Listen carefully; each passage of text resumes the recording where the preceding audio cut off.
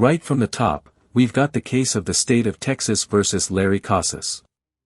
Watch closely here, this isn't just a routine plea, it's a domestic violence case involving a pregnant woman. The stakes are sky high, and the judge wastes zero time setting the tone. 23 CR 3546, State of Texas versus Larry Casillas. Can I have parties announced for the record for the state? Defense? Elizabeth Russell for Larry Casillas. Are you Larry Casillas? Counsel, have you received all the discovery? Did you review it with your attorney? I have reviewed. I'm sorry, with your client. Yes, Judge. Court will find that the state is in compliance with discovery. Showing you what's entitled application for deferred adjudication or community supervision. Did you review that with your attorney? Did you understand it? Yes, ma'am. And did you sign it? Yes, ma'am. Showing you what's entitled true bill of indictment. Did you review that with your attorney? Did you understand it? Yes, ma'am. Counsel, do you waive the reading of the indictment? We do, Judge. State, are you proceeding on the indictment as presented? Um, That appears to be a yes. That's it. We're proceeding on count one. All right, there's only one count in the indictment. Yes. All right. Showing you what's entitled court admonishments and defendants waivers and affidavit of admonitions. Did you review that with your attorney? Did you understand it? Did you sign it in all the appropriate places? Yes, ma'am. Did you understand you're charged with assault of a pregnant person? That's a third-degree felony. The range of punishment is anywhere from 2 to 10 years in prison and up to a $10,000 fine. Did you understand? Yes, ma'am. All right, we can go off the record. I'm looking at this plea bargain agreement. That charge right there, assault of a pregnant person, is a major deal. In Texas, that automatically bumps the severity of the crime. Even if it's a first offense, it carries prison time and heavy restrictions. And the judge? She's clearly not buying any soft explanations. And there's to be no harmful or injurious contact with Stephanie Ortiz. That's her by her request, Judge. I'm not following. I'm not going to follow that. Even though that's her request. No, I mean, no, even though it's a request, according to what I'm about to receive, he is a person who is hitting on, not in a loving manner, a pregnant person. I mean, was she pregnant at the time? Yes, ma'am. So if, you know, She's requesting, and I'm sorry, Judge, may I speak? sure. She's requesting it for her convenience. They've been doing custody exchanges for the last almost a year through a third party person, and it's her request. She reached out to me, filled out an affidavit of non-prosecution and requested that. So I'm not following that. So if you all want to withdraw your plea now, you can, but I am not doing a no harmful or injurious contact. Thought balloon, here comes the drama. The victim's asking for contact again, but the judge instantly shuts that down. This is where the law and emotion clash. Victims sometimes try to reconcile, but the court's job is to prevent repeat harm. You can literally see the judge's patience vanish. For somebody who's accused, and I haven't read the steps yet, who's accused of hitting a pregnant person. that's fine, Judge. They're no longer in a relationship. The only relationship is for the benefit of their children. He has no interest in communicating with her beyond that. All right, so I'm not going to follow that. So y'all have a choice. Either you can go to jury trial, or either you all can change that part of your plea bargain agreement. We're proceeding with a no contact, Judge. All right, if y'all want to change that. Court will find there's sufficient evidence to find you guilty. The court will defer finding of guilt as you've applied for deferred adjudication. Are we proceeding with sentencing? We are, Judge. Anything you wish to say on behalf of your client? Judge, we would just request that you follow the agreement between the state and defense. Mr. Casillas is wanting to move forward in a direction that's appropriate for his children. He understands what went wrong and he wants to take full responsibility for that. And he has had no issues since the arrest on this date, and they have been successfully co-parenting since that time. There was a CPS case, Judge, that was closed out for no finding. All right, how old are you? 21, Your Honor. How many children do you have? 2, Your Honor. What are their ages? 1 year and 6 months. 1 year and what? 1 year and 6 months. Are you employed? Yes, Your Honor. What do you do? I work at Amazon at Facility Warehouse. All right, so why do you keep hitting on Stephanie Ortiz? At one point, I'm assuming you loved her because you have children with her. Yes, Your Honor. So why do you keep hitting on her? It was just really not being in the right state of mind, me letting my feelings get to myself and not just thinking right and thinking straight. That makes no sense to me. Your Honor, it was just my fault. I let my things get to myself, let her get my head and Let what? let her get my head, and I just reacted in a wrongful way. No, but I mean, you're up here hitting someone. Honestly, I don't even know why I should follow this plea. But your attorney is telling me that she's filed a affidavit of non-prosecution. But according to this, she was pregnant and she was going to be induced that day, and you decided to put your hands on her. I don't understand how is she getting in your head that you would be hitting a pregnant woman who's about to deliver your child.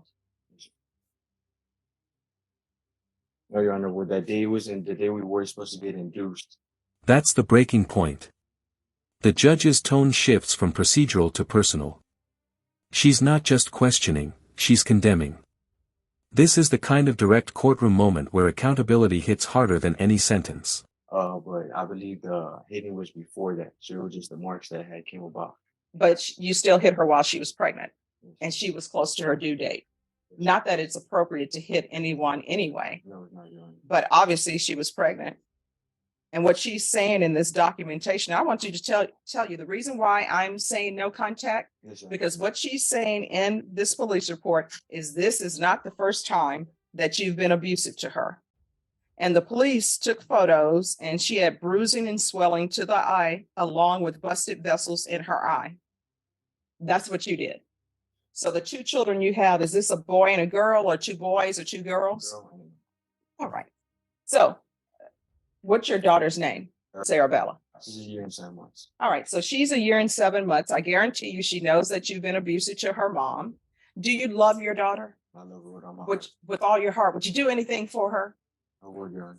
I used to do CPS cases and parents would tell me I will walk through fire for my children. Yes, Your Honor. They would say that because they knew nobody had a fire for them to walk through. Mhm. But I believe you when you say you love your daughter. Yes, Your Honor. So how would you feel if your daughter became of age and she ends up with somebody like you who hits on her? And there it is, the emotional gut punch. The judge reframes the crime through his own child. It's powerful psychology, turn the abuser into the father, the protector. The courtroom goes quiet in moments like this, you can feel the lesson land. Would you be okay with that? I'll be very upset, Your Honor. And so your daughter is learning what it means to show love is to hit on people, and might makes right. Your Honor, that's- You're going to have to change your ways. Yes, You Your are not to have any contact with Stephanie Ortiz and anybody else you get into a relationship yet. Don't let them meet your publicist. Let them meet you and tell them, hey, want to let you know I had this abusive acts in my background, Yes, Your Honor. because then they can make an informed decision about whether or not they want to date you. You understand? Yes, Your Honor. All right, this is what the court is going to do. The court is going to sentence you to 6 years deferred adjudication. There's to be no contact with Stephanie Ortiz. There's to be the BIPP course, parenting classes, that can be with rainbows. There's to be 200 hours of community service restitution. That will be waived once he completes parenting classes.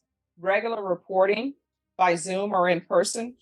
Regular UAs. If you're drug tested today, what are the results going to be? Positive, Your Honor. And what are you going to be positive for? I mean, no, negative, Your Honor. Negative? Okay. So you haven't used anything. Your Honor. I think Amazon drug tests, do Yes, they yes, not? I'm done with this decision. All right, there's to be regular UAs. I'm going to want field visits one time every 3 months. Proof of employment within 15 days. There's to be no employment as a home health care provider or with minors. Brain, notice how detailed this sentencing is, deferred adjudication, classes, therapy, restrictions. This is where legal reality kicks in, the system is giving him one last shot at redemption. But one violation. That deferred deal becomes a full-blown conviction. There's an affirmative finding of family violence. Probation, is there anything else he needs? Your Honor, you should mention the regular. Yes. All right, is there anything else you need from the court in order to be successful? 2023 CR 2528 and 2023 CR 2529. State of Texas versus Berleo Marquez. Can I have parties announced for the record for the state? Jason Garrett, Your Honor. Defense. Robert Meyer for defendant, Your Honor. And are you Mr. Marquez? Yes, ma'am. Counsel, have you received the discovery in each of these cases and did you review it with your client? Yes. In each cause number, the court will find that the state is in compliance with discovery. And each cause number showing you was entitled True Bill of Indictment. Did you review that with your attorney? Did you understand it? Yes, ma'am. Counsel, in each cause number, do you waive the reading of the indictment? I did. State, are you proceeding on the indictment as presented in each cause number? We are, Your Honor. Mr. Marquez, in each cause numbers, I'm showing you what's entitled Court Admonishments and Defendants Waivers and Affidavit of Admonitions. Did you review those documents with your attorney? Did you understand them? Did you sign them in all the appropriate places? Yes, ma'am. Did you understand in each cause number, you're charged with the offense of aggravated robbery? That's a first-degree felony. The range of punishment is up to, anywhere from 5 to 99 years or life in prison. Studio microphone. All right, new defendant, Bro Marquez. But check this out, he's just 17, and he's being sentenced for aggravated robbery. That's adult time. The shift from a domestic case to a violent felony shows the court's revolving door of tragedy, different faces, same lessons. And up to a $10,000 fine. Did you understand? Mm. After reviewing states exhibits 1 and attachments in each cause number, the court will find there is sufficient evidence to find you guilty and the court will find you guilty. Are you proceeding with sentencing? Yes, Judge, you're asked to waive PSI. Anything you wish to say on behalf of your client? Just ask you follow the plea bargain here. All right. And the cause number ending in 2528, the court will find you guilty, sentence you to 5 years in the prison, give you credit for any time served. There's an affirmative finding of deadly weapon. This will run concurrent with 2023 CR 2529, taking consideration 2023 CR 2621, 2527, 699, 185, and 184. There's to be restitution, if any, to Isaac Cervantes, Cameron Carroll, Kyle Sutherland, and Stephanie Lefebvre, and also no contact with any of those parties. And then in cause number ending in 2529, court is finding you guilty, sentence you to 5 years in the prison, credit for any time served, concurrent with 2023 CR 2528, taking consideration 2023 CR 2621, 2527, County Court Cause number 699-185, 184, no contact, and restitution to the following: Isaac Cervantes, Cameron Carroll, Kyle Sutherland, and Stephanie Lefebvre. I'm pronouncing that name all sorts of ways. I apologize to Stephanie. All right. Did you review the document entitled Trial Court Certification of Defendants' Rights to Appeal with your attorney? Did you understand it and did you sign it? Yes, ma'am. All right. Because this is a plea bargain agreement, because I followed your plea bargain agreement, and because you waive your right to appeal, you do not have the court's permission to appeal. Do you understand? Yes, ma'am. Because this is a felony conviction, you're not allowed to own or possess any weapons or ammunition. If you have a question over what a weapon or ammunition is, you need to speak to an attorney. Do you understand? Yes, ma'am. All right, we're off the record. How old are you? 17. You're 17 and you're doing this foolishness. If you want things, you got to get a job so you can have things. You understand? Yes, ma'am. For a 17-year-old, you've chosen a hard road for yourself because you're going to prison, 17.